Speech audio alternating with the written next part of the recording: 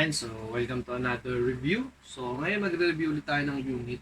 So, this time naman, the tactical one. So, ang paligoy-ligoy, the AK-12 Tactical. So, ang pinaka-latest version ng AK-12 ay, so ito ay pangalawa. AK-12. So, maraming klase ang AK-12. So, may AK-12, may AK-15, and AK-19. So, ang available namin ngayon, the AK-12. So, almost same lang din ang itsura niya. Kung mapapansin nyo, ang difference ng AK-12. So, this time, AK-12 lang muna. So, AK-15, then AK-19, ay ganto din ang shape ng body. So, ayan guys, ito ay PK6. So, ito ay adds-on lang. So, out of the box, wala siyang PK6. So, kami lang ay adds-on dahil ginagamit kami pang unit. Kung mapapansin nyo ay may tag siya.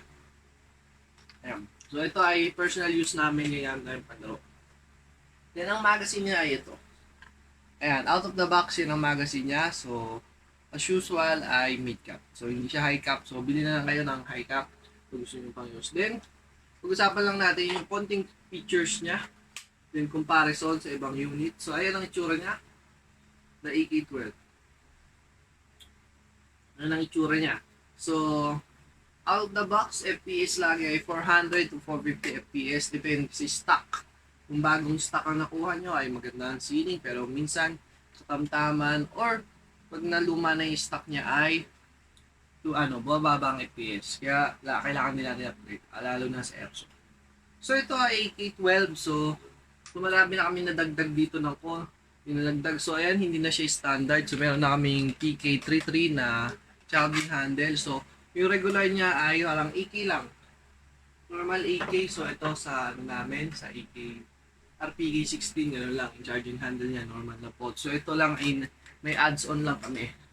So, yung itsura niya, yan, iba na. Sobrang ibang-iba na sa AK. So, para na siyang may western style.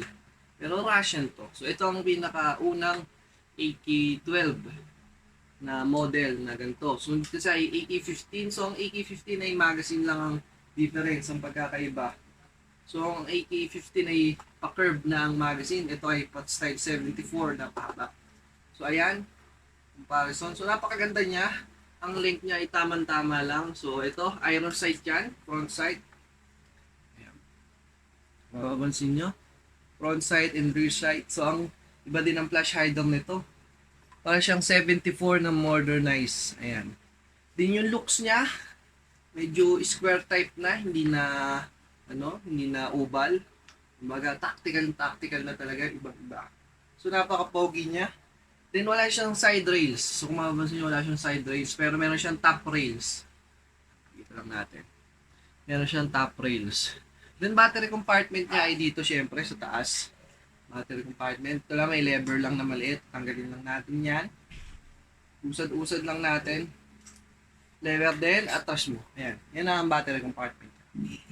Ito, naka-dins na. So, ito ay upgraded at personal namin gamit. Kaya, ganyan. So, kung meron na kayong mapansin na may customize or may adds-on na sa pinaka-unit dahil ito ay personal use namin. So, PM lang kayo sa Paniki Shop or kay Sir TJ sa unit na to. So, ma-available kami hanggang AK-19. So, AK-19, same magazine, ganito din. Iba lang yung grip nun, then buttstock. So, AK-19 series na. O, ito kasi kay AK-12 pang buttstock and high grip. So, konting-konti lang depression niya. Then, flash hider, almost the same. Body, front, ay same na same. Yan. So, ito minsan ginagamit namin sa limit FPS. Dahil maliliit lang ang bateryang kasya dito. Ang battery use lang namin ginagamit dito ay ganito. So, kinuha ko lang, nawala lang ako. So, 1.2 baterya. So, 1.2. Kasi pag ganyan, parang kalang 1.5. So, ito ay 1.2 lang na baterya. So, saktong-sakto lang siya sa upper dito. Ayan, so, ayan. Then, barrel length niya ay nandito lang. So, dito lang ang barrel length niya. Walang laman tong flash hider. Then napapansin nyo, may spike yung flash hider na yan. So, itong LCT, napakaganda kung gusto mong magbasag ng window. Pwede mong i-smash straight. Pwede mong pangkayod. Kayang-kaya yan dahil yun ang purpose niyan, pangbasag ng salamin. Mapapansin nyo. Ayan, pambasag ng salamin yan. So, na-testing na namin sa mga CQB school game site. nakakabasag talaga. And solid na solid ang LCD. So yan, kung papugian lang at konting optics lang, ay solid na solid talaga to AK-12. So ayan. Then ayan yung magazine. Ito yung kabilang side, ganyan ang front. Receiver. Yan. Then foldable nga pala ang stock nito. So napapalitan din ang batch stock nito. So na-extend. Ayan, ganyan. Depende sa length ng gusto mo. Then dito, sa kabilang side is foldable. So kung makapansin nyo, so, ayan, medyo mabigat siya, nangangalang. May bibindot siyang button. Yan. Usad ko lang. Tapos kita pala dito sa view nito. Usad ko lang din. Ito. May para siyang button na pinipindot. Lang. So matigas siya. So ganyan talaga ang mga LCT. Solid. So ayan, napofold siya. Yan. Ganyan lang. Ganyan kasimple lang kung gusto maliit. Kung lilingon ka, ganyan. Sa mga corner, walang problema pag na-fold. So ayan. Then babalik mo lang siya. Pag binalik mo lang siya ay ito. Ito naman, yung lever na yan. Ayan, yung may pinot. So kitang-kita yung gearbox. Ito. So ayan. Medyo mabigat lang kasi yung pinaka-unit. Kaya ako nangangalay. Then pipindutin mo lang to. Ayan. So okay na. Ayan. So almost 3 kilos ang bigat nito. Out of the box. Wala pang BBs. So may konting dagdag din yon. Then ito. Ito ay for safety and help na makatutok tayo ng maayos. So ayan. Foldable. Smooth na smooth. Ang grip niya din ay mayroong cover sa ilalim. Ayan. May cover sa ilalim. So natatanggal to. Hindi mo na siya tatanggalin. Napakatigas niya. Para ma-check. Then may screw yon sa loob. Para matanggal tong pinaka-grip. Para ma-check mo yung ito. Yan. So ang bigat niya. Hiningal ako doon. So ang bigat niya almost 3 kilos na. So in tactical. Hindi compare na Buda ay nasa 2.5 something lang.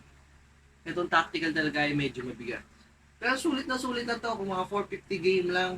Dahil ang battery compartment niya ay maliit lang din. Hindi din siya mapapalakas ng sobra. Depende sa inyo kung ayaw nyo may battery sa labas. Kung gusto nyo palakasin to, siyempre, maglalaki din ng baterya or more battery consumption. Pero kung 450 fps lang, swak na swak ngayon 1.2 na battery. Then 450 fps ay buong hapon ka na makapag. Itong unit na to available hanggang 8, 12, 15, and 19. So ito lang ang nakuha namin yung item para i-show sa inyo and ma-review. So PM Sir TJ sa more information. Then if you want to buy this, yan, Sir TJ na. Then available na siya sa lahat. Lahat ng optics, pwede mo siya sa lagyan ng flashlight, ng ampeg, ng EOTech. Kung gusto maging tactical or tactical din, ito grip, kagaya nga sa amin, may grip na. So dati formado to, so tinanggal ko lang for review and makita niyo kung gaano siya kalinis. So pwede din kayo maglagay ng flashlight, kagaya nitong nasa RPK16 namin. Ayan, makikita niyo, Russian flashlight yan. Ito yung grip, kung gusto niyo ng ganitong version na grip, pwede din. So ito ang nilagay namin dito, for maliit lang, ito purpose naman. So, balik ko lang. So, re-reviewin din natin yung RPK16 sa susunod na video. Anong problema yan? So, yun na RPK16, the submachine gun. Ito naman ay rifle. So, ito ang unang-unang version ng AK-12 series. So, ang pinaka-latest na AK-19. So, makikita nyo, konti-konti lang ang difference yan dito kung gusto nyo makita. So, ayan, ready na to mount any optics. So, meron na siyang top rails, side rails, and under rails. Then may side flashlight din siya ang pwede mong kapitan. So napaka-pogi niya, chill na chill lang. Pwede din siya i-paint kung gusto nyo na may kulay style. Dahil ang metal nito and pagka-plastic niya ay maganda. Highly suggestible ng kumuha kayo ng reference sa mga Russian painted na barrel. Medyo na lang tingnan. Then magazine. Ito, magpapalit lang siguro kayo ng magazine for more BB's capacity. Ganun lang kadali. Then half chamber niya pala, normal lang. Ayan, so push forward, backward lang. Hindi siya kagaya ng mga bagong LCT na rotary. So ayan guys, remind ko lang ulit, LCT unit to ng tactical na AK. LCT yan. So bat stock, retractable din to. Natatanggal yan parang M4, kaya pwede kayo magpalit ng bat stock. So ayan guys, the AK-12. Kung gusto nyo ito, just PM Paniki Shop and Sir TJ. Maraming salamat sa panonood.